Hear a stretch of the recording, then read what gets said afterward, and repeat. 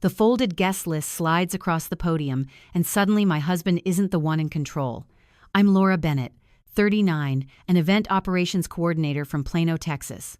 The ballroom is washed in clean stage light, the kind designed to make every face readable and every movement accountable. And I feel the shift before anyone else does, because I know how rooms work when power changes hands. The podium's glass edge catches the light as the list stops in front of me, folded twice, deliberate, its weight more symbolic than physical, and for a fraction of a second the room holds its breath. Mark is still smiling at the crowd, shoulders squared, posture relaxed, the wireless mic resting easy in his palm like it belongs there, like it always has, and from the outside it looks like nothing has happened. From the inside, everything has. I register the exits first, habit drilled into me from years of managing events where things go wrong quietly before they go wrong loudly. And I note the way Derek by the soundboard keeps his eyes on me instead of Mark, waiting for a signal he hasn't been told to expect. The audience murmurs, a low, polite sound, shoes shifting on carpet, programs rustling, and the air feels thinner than it did a moment ago, sharper, as if the room itself has decided to stop cushioning anyone. I don't unfold the list yet. I don't have to. I already know what it represents, not because I've seen what's inside, but because I recognize the timing of it, the choreography of interruption that only happens when someone thinks they're untouchable. Mark clears his throat into the mic, testing it with a practiced tap that echoes once too loudly, and I see the smallest flicker of confusion cross his face when the sound doesn't respond the way it should, when the room doesn't quite lean toward him anymore. This is the moment people will remember later, even if they can't articulate why. The moment when the story stops following the expected script and starts writing a new one in plain sight. I think of the hours I spent here earlier, checking sightlines, confirming seating, making sure names were where they were supposed to be, and how invisible that labor is when it works, how quickly it's erased when someone decides to step into the spotlight and take credit for the light itself. The folded guest list is cool under my fingers when I finally pick it up, the paper stiff, professionally printed, and I feel the urge to smooth its edges even though they're already perfect, a reflex I've never broken, control expressed in small, tidy movements. Mark says, "My name" into the mic, casual, affectionate, as if inviting me into a shared joke, and the sound cuts just enough to make the syllables feel incomplete, hanging awkwardly before the system corrects itself, a micro-stumble most people won't consciously notice, but will feel. I step closer to the podium, not because I'm told to, but because space has opened there, because the room has granted it to me, and the list becomes a visible object now, something the front row can see, something that shouldn't be there if everything were proceeding as planned. I don't look at Mark yet. I look at the faces in the audience, the way their attention shifts in a wave, curiosity sharpening into focus, and I understand that whatever happens next won't belong to the two of us alone. In that clean wash of light, I realize control doesn't vanish, it relocates to whoever the room is watching. Mark laughs softly, a sound meant to ease tension, meant to reclaim rhythm, and reaches toward the podium as if to take the list back, as if it's a prop he misplaced, but his hand stops short when he sees my expression, when he recognizes the stillness I've learned to use instead of anger. I remember every time I put my own plans on hold so his could move faster, every compromise framed as temporary, every assurance that our lives were aligned even when the alignment always seemed to benefit him more, and I keep my face neutral, because this isn't the place for memory, it's the place for presence. The mic hums faintly, feedback threatening and then subsiding, and the sound tech adjusts something I didn't ask for, another small sign that the chain of command has shifted without announcement. I unfold the list just enough to confirm what I already suspect, then fold it back, keeping its contents private for now, and the choice is deliberate, a reminder to myself that timing matters more than truth, when truth is going to be public. Mark leans closer, lowering his voice so only I can hear, asking what I'm doing, why I'm standing there, and the question is almost funny in its innocence, in the way it assumes I owe him an explanation in a room full of witnesses.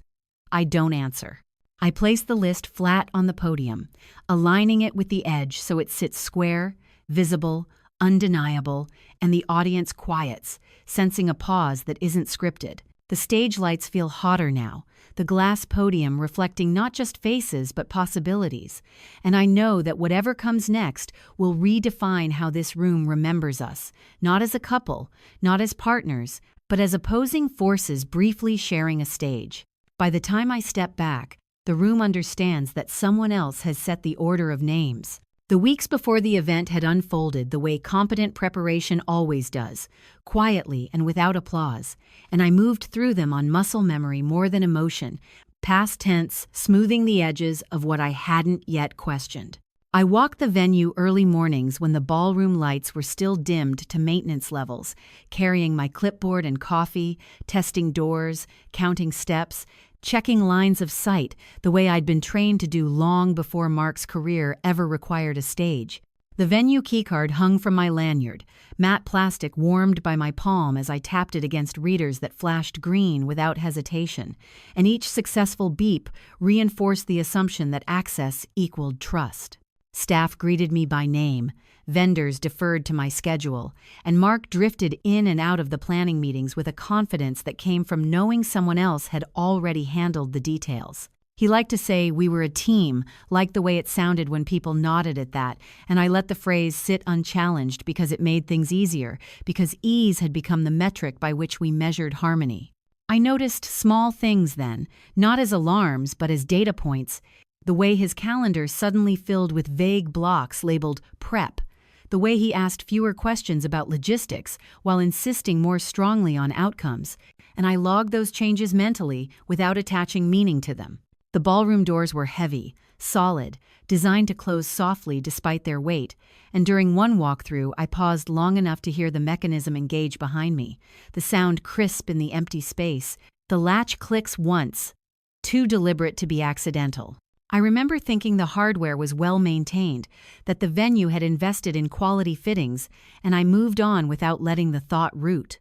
Mark assured me casually that he trusted my process, that he didn't need to see every revision, and the reassurance felt genuine because it always had, because trust, like access, is easiest to assume when it's never been tested. I reviewed seating drafts late at night, sending them off before midnight so updates would be logged under my credentials, and the system responded the way systems do, neutrally, efficiently, without commentary. Sometimes I'd notice a delay in permissions loading, a screen refreshing longer than usual, and I blamed the software, the network, anything except intent. Our conversations at home stayed surface level, logistics and small talk filling the space where deeper alignment should have lived, and I told myself that this was normal, that big events always narrowed focus, that we'd reconnect after the last chair was stacked and the last guest gone. The keycard worked everywhere it was supposed to until it didn't, until one afternoon a reader outside a storage room blinked red before correcting itself on the second try, and Mark laughed it off when I mentioned it, saying the venue was probably tightening protocols, saying it was nothing to worry about.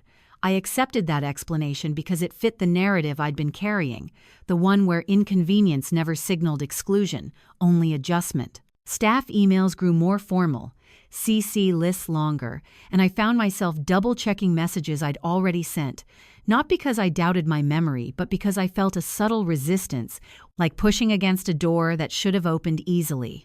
I told myself efficiency sometimes feels like distance, and distance doesn't always mean danger. Mark started using phrases like "my event" in casual conversation, a linguistic slip I corrected internally without addressing aloud, and the correction felt petty even as it lodged. On the day of the final walkthrough, I watched him gesture expansively at the empty ballroom, explaining his vision to a vendor who nodded at the right moments, and I stood just outside the circle of attention, the keycard cool again against my wrist, waiting to step in if a detail was missed. When the meeting ended, he squeezed my shoulder, thanked me for handling things, and the gratitude landed oddly, too pointed, as if acknowledging a role that was already being phased out. I reviewed access logs that evening out of habit, scanning for anomalies I didn't expect to find, and closed the window when nothing obvious appeared, satisfied enough to let routine stand in for certainty. At home, I lined up paperwork on the kitchen counter, smoothing edges the way I always did, and listened to Mark talk about optics and audience impact, words that belong to my world, now coming easily from his mouth. I didn't confront him about the red blink on the reader or the shifted language, not because I was afraid, but because the evidence, such as it was, remained intangible, and I'd built a career on not acting without proof. The calm before an event is always deceptive, a curated stillness that hides the work beneath it, and I mistook that stillness for stability, for a shared understanding that the structure we'd built together would hold. By the time the week turned and schedules locked, the keycard still opened most doors. Mark still smiled easily, and the idea that my place could be reassigned without my consent felt theoretical, an abstraction unworthy of immediate response. What I didn't realize then was that access can be narrowed long before it's revoked. I didn't expect confirmation to arrive quietly, but that's how it happened, backstage with the lights half dimmed and the crowd still filtering in, when certainty slipped into place without ceremony. Emily found me near the service corridor, her expression careful in the way people get when they're about to cross an invisible line, and she held a clipboard against her chest as if it might bruise her if she pressed too hard. The corridor smelled faintly of cleaning solution and warm electronics, and the hum from the ballroom bled through the walls in a steady pulse that made it easier to keep my voice level when she asked if we could talk. She didn't say Mark's name at first. She didn't have to.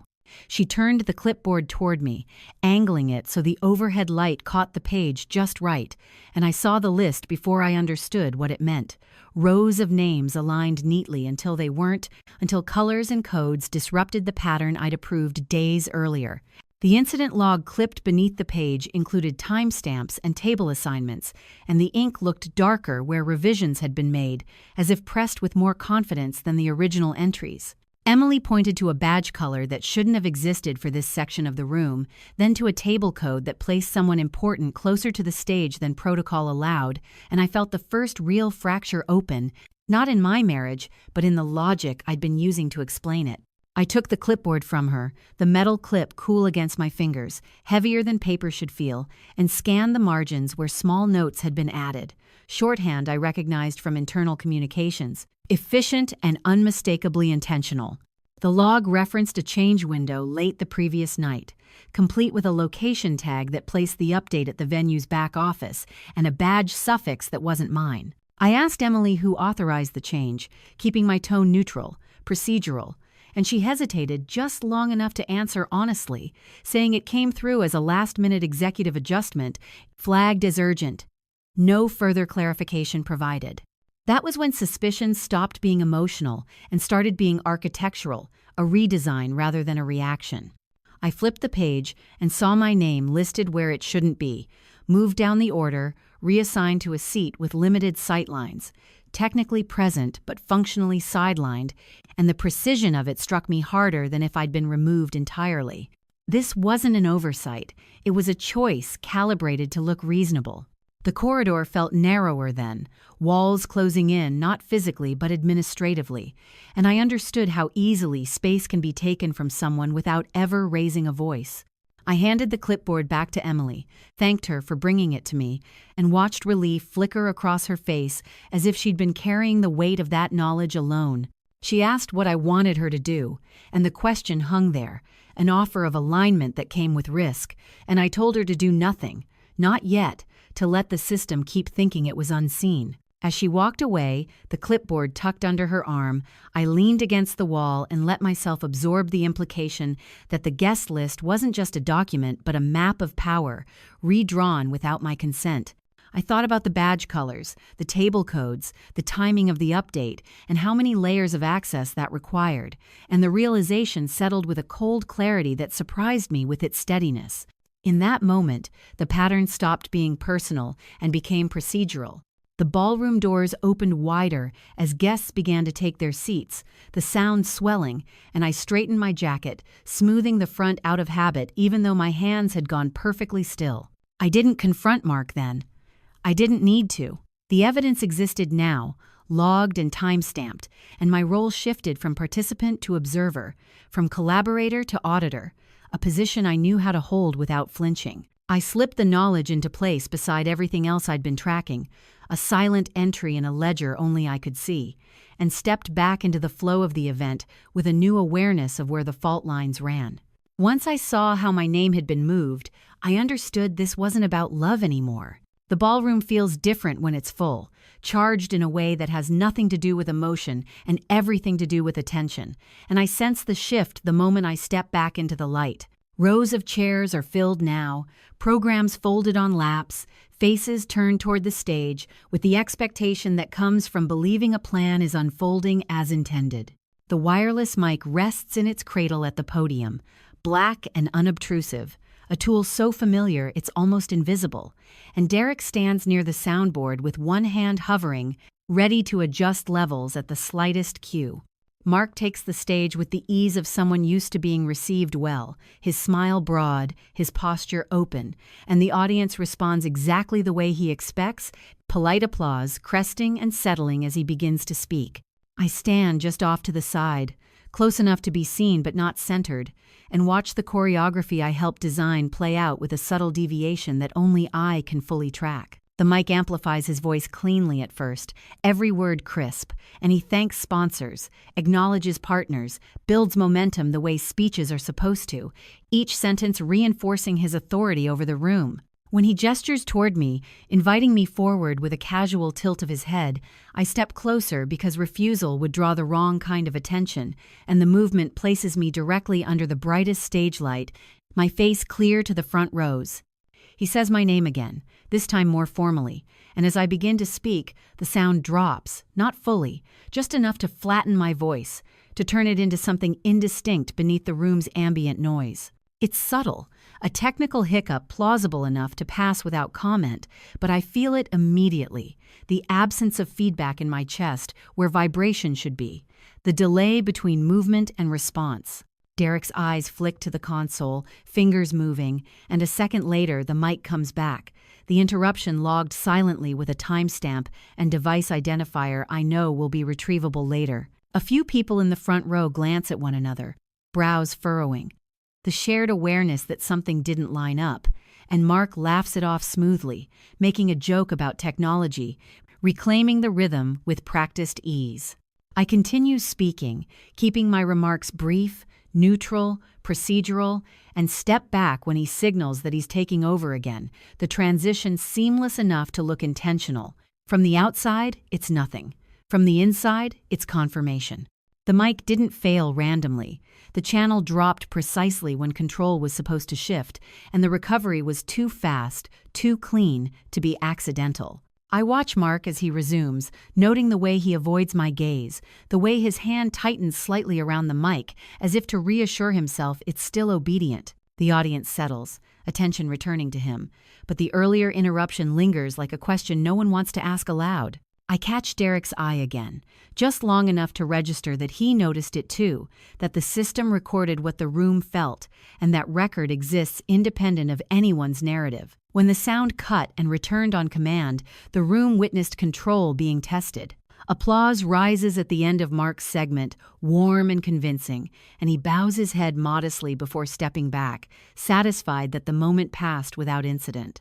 I step off stage with him, the lights dimming slightly as the program transitions, and the backstage air feels cooler, quieter, stripped of performance. Mark leans toward me, voice low, asking if I heard the glitch, concern feigned just well enough to be deniable, and I nod without elaborating, letting his assumption that I'm still in the dark remain intact. The public scene has done its work, planting doubt without revealing intent, and I understand now how exposure doesn't always require explanation, only visibility. By the time the applause fades, the evidence already exists in more than one place. Backstage feels smaller after a public scene, as if the walls have absorbed what happened and are holding it close, and I move through the narrow corridors with a heightened awareness of every surface and sound.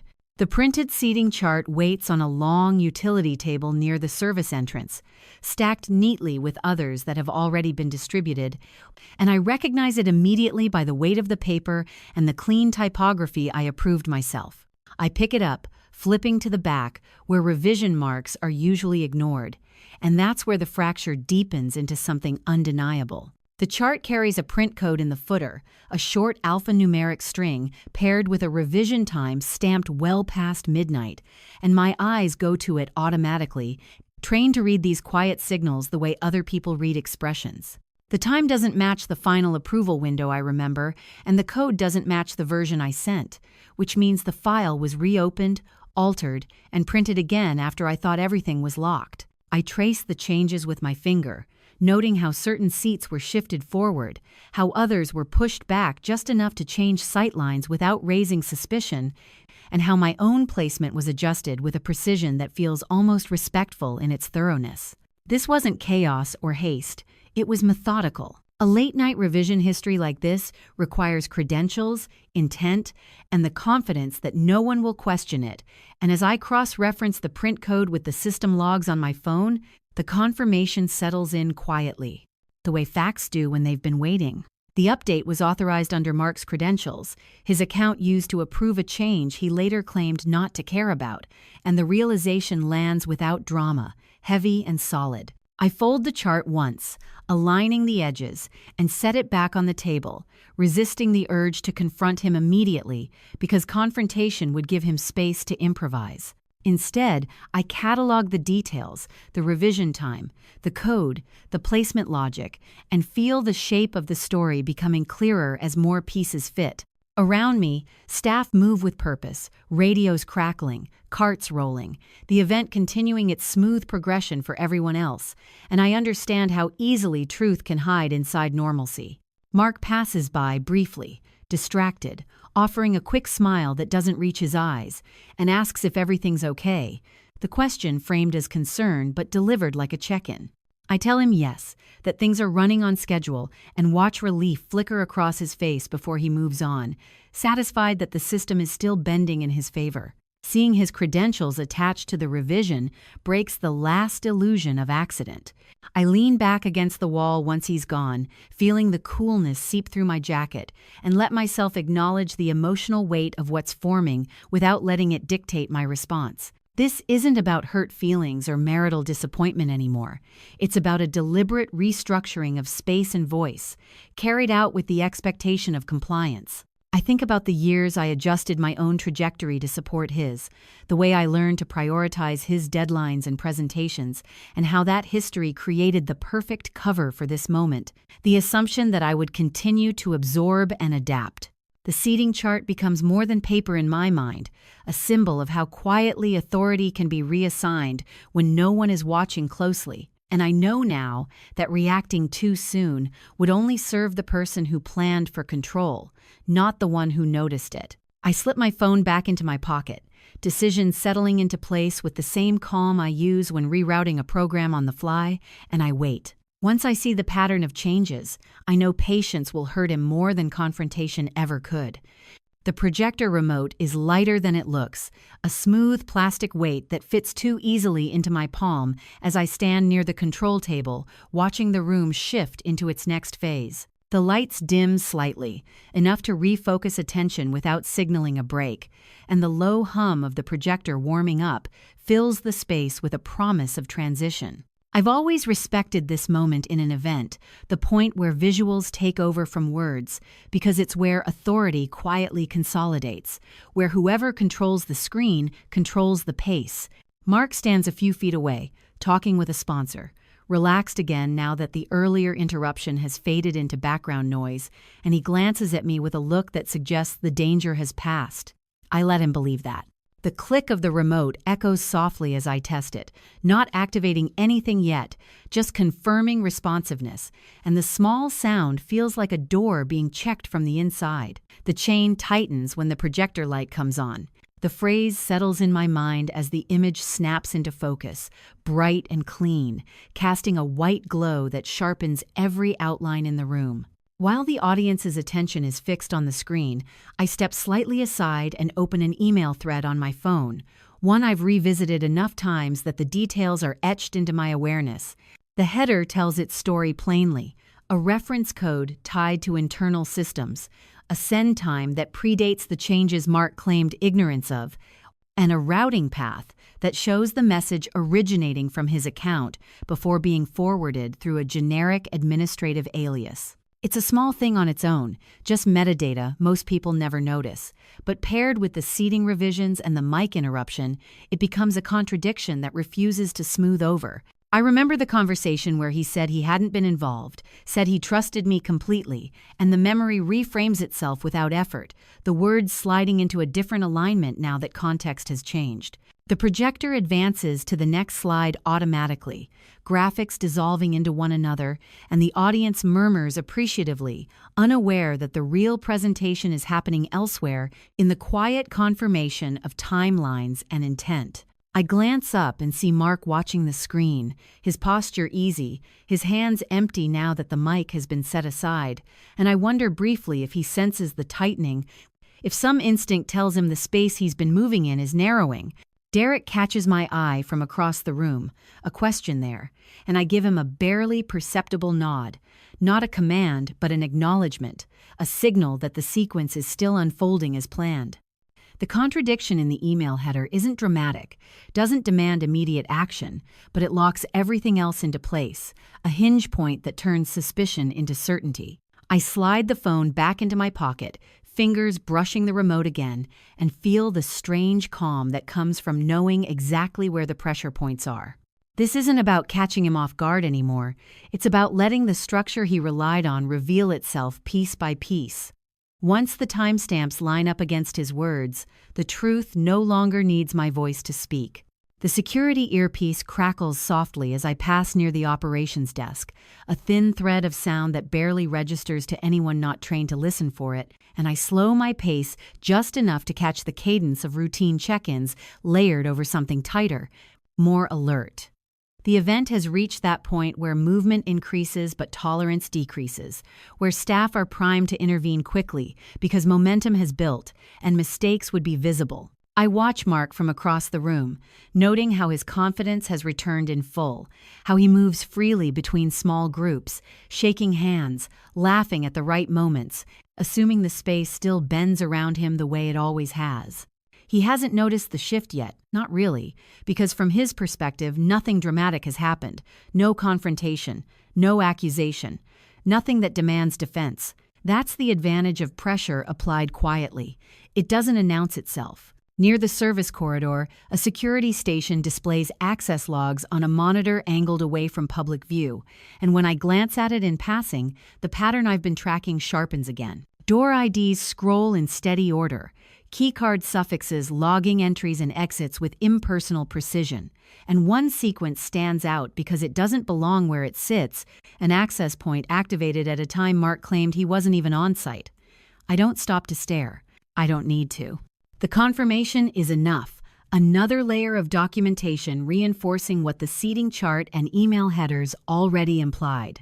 The earpiece crackles again, a brief exchange about positioning near the stage, and I realize how close authority always is at events like this, waiting in the wings, invisible until needed. Mark drifts toward me, curiosity edging into his expression, as if he's begun to sense something unspoken, and he asks if we're still on track for the next segment, his tone light but his eyes searching. I tell him yes, that everything's proceeding according to plan, and the truth of that statement rests on a definition he no longer controls. As he walks away, I see him glance toward the operations desk, then back at the crowd, recalibrating, and the movement tells me he's starting to feel the narrowing, the subtle resistance where ease used to be.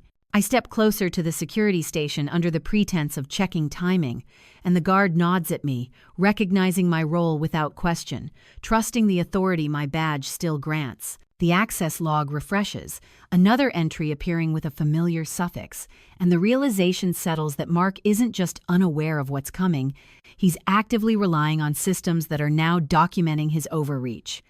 When the access log contradicts his presence, the illusion of coincidence collapses.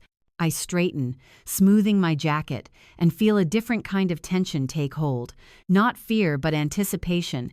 The knowledge that escalation is inevitable, now that the evidence has crossed into territory he can't explain away. The room hums with conversation, glasses clink, laughter rises and falls, and beneath it all runs a quiet current of control shifting hands. I don't confront him. I don't warn him. I let the logs accumulate, let the earpiece chatter continue, let the structure he trusted keep recording his movements without commentary. By the time the next transition cue sounds, I know he's begun to suspect exposure, not because he's seen proof, but because the room no longer responds to him automatically. As security tightens its focus, I understand he's running out of places to stand unnoticed. The CCTV still doesn't look dramatic at first glance, just a frozen frame pulled from a ceiling-mounted camera, grainy enough to feel ordinary, precise enough to feel final, and I study it in the quiet corner where Rachel handed me the tablet without ceremony. The image is time-stamped down to the second, camera ID embedded in the corner, and it captures a moment Mark insisted never happened, his silhouette unmistakable beneath the harsh hallway lighting outside the back office. The angle is unflattering, the posture slightly hunched, shoulders turned inward as he swipes a badge at a door he claimed he didn't have access to, and the stillness of the image does more damage than any moving footage could have. I don't react outwardly. I don't need to. The reversal is internal and immediate, a clean pivot from preparation to execution, and I feel it settle the way certainty always does, without rush or hesitation. Rachel watches me closely, gauging not emotion but timing, and when I nod, she understands the decision has been made. The hallway in the image is labeled with a generic location tag, the timestamp aligning perfectly with the revision window on the seating chart and the email header I'd already logged, and the convergence of it all feels almost elegant in its simplicity. Mark walks past us a moment later, unaware, his confidence intact, and I see now how thoroughly the balance has shifted, how little I need to do beyond letting the sequence play out. The CCTV still isn't proof on its own, not in the way that matters, but it's the contradiction that collapses his narrative completely, the visual anchor that makes denial look foolish rather than strategic. I tuck the tablet back into Rachel's hands, and she secures it without comment, professionalism masking the weight of what she's holding. The room continues to buzz with activity, guests unaware that a decisive turn has already occurred behind the scenes, and I move through them with a clarity I haven't felt in months. When the image contradicts his story, control flips without a sound. Mark stops me briefly near the bar, asking if I've seen Rachel, curiosity edging into concern, and I answer honestly that I have, letting the truth sit unembellished between us. He nods, unconvinced but unwilling to press, and the hesitation tells me everything I need to know about how much ground he's already lost. The CCTV still exists now in a form he can't charm or reframe, and the awareness that he's been recorded doing exactly what he denied introduces a kind of inevitability that no amount of confidence can undo. I glance once more at the hallway in my mind, the harsh light, the closed door, the frozen moment that refuses to blur, and I understand that the next move isn't about catching him off guard, but about choosing the right audience. From that still frame onward, the ending becomes a matter of scheduling, not doubt. The sealed legal envelope sits heavier than anything else I've handled tonight, its weight not physical so much as procedural, the kind that carries consequence because it has already passed through systems designed to resist improvisation. Rachel places it in my hands without explanation, the flap unbroken, the paper thick, official, and I recognize the formatting immediately, the way authority announces itself quietly before it speaks aloud. The memo inside has already been reviewed, verified, logged, its reference number masked except for the last characters, its origin noted only as a downtown office that doesn't need introduction. I don't open it yet. I don't need to. The significance isn't in the wording, but in the fact that it exists at all, that the contradictions we've been assembling now meet a threshold Mark can't talk his way past. Around us, the event hums on, music rising slightly as the next segment approaches, and I feel the pressure peak not as panic but as choice. Timing has narrowed to a single window, and I understand that delaying further would shift control back toward uncertainty, toward the possibility of spin. Mark approaches again, closer this time, his voice lowered, asking if everything's okay with a note of insistence that wasn't there before. His eyes flick briefly to the envelope, curiosity sharpened by recognition, and I see the calculation begin, the mental inventory of damage control options he's already running through. I tell him we'll talk after the next transition, keeping my tone even, and the promise lands like a stall tactic he can't quite challenge without drawing attention. He nods, tension visible now despite his effort to mask it, and steps away, positioning himself near the stage as if proximity might still grant influence. I move toward the operations desk, the envelope tucked securely under my arm, and catch Derek's attention with a look that signals readiness rather than urgency. The system is primed, the sequence rehearsed enough to be reliable, and the only variable left is when I choose to let the room see what I already know. I think briefly about the years I prioritized his trajectory over my own, the way patience was framed as loyalty, and how that framing collapses when patience becomes leverage. The envelope represents more than proof. It represents a shift from private reckoning to public accountability, a line I don't cross lightly because I understand what it does to everyone involved. Holding the verified memo, I realized delay would only protect the person who counted on silence. The decision settles without drama, a procedural step rather than an emotional one, and I adjust my position so I'll be visible when the moment comes. The music fades slightly as attention returns to the stage, the room poised for another announcement, and I feel the narrowing resolve into certainty. Once the envelope enters the public sequence, there's no version of this night he can rewrite. The USB drive rests inside a clear evidence bag on the edge of the podium, its label facing outward, deliberately readable, and the sight of it alone is enough to quiet the room before a single word is spoken. The ballroom lights are at full intensity now, no shadows left to soften expressions, and every face is visible as attention converges on the stage. I step forward when Derek cues the transition, the projector ready, the mic live and stable, and the sequence moves exactly as planned because by this point the system is carrying the weight, not me. Mark stands a few feet away, close enough to intervene if this were still a matter of persuasion, far enough to look uncertain now that persuasion has lost its value. I connect the USB to the console with a calm that surprises even me, the screen flashing briefly as the file structure loads, and the room leans forward in a collective, unconscious motion. The packet opens cleanly, a consolidated trail assembled from logs, timestamps, and visual records, each element verified and cross-referenced, each one reinforcing the others without commentary. A hash verification code appears in the corner, meaningless to most people but unmistakable to anyone who understands chain of custody, and I hear a murmur ripple through the audience as the implication registers. I don't narrate the details. I don't need to. The sequence advances automatically, showing enough to establish truth without inviting debate, and when the final frame settles, the silence is complete. Mark's face has lost its polish, confidence draining as he realizes there's no angle left to exploit, no version of events that fits what's now projected in front of witnesses. He opens his mouth as if to speak, then stops, calculating too late that interruption would only make things worse. At that moment, the authority we prepared for steps into view, a presence announced not by force but by inevitability, credentials displayed briefly before attention snaps back to the screen. The order of events matters here. Proof first, then authority, never the other way around. The room understands this instinctively, sensing that something irreversible has occurred. I step back from the podium, giving space to the process, and feel the strange relief that comes from no longer needing to manage perception.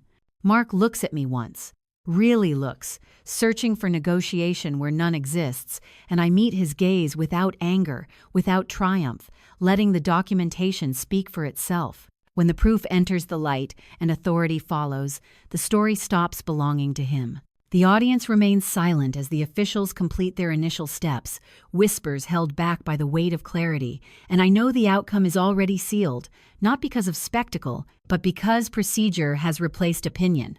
I think briefly of the folded guest list from the beginning of the night, how control shifted without explanation, and recognize the symmetry in this moment, the same calm transfer now occurring on a much larger scale. Once the evidence is public, there is no private way out. The room doesn't erupt the way people expect moments like this to. No gasps or raised voices, just a controlled stillness that feels heavier than noise as procedure takes over and the spectacle dissolves into consequence.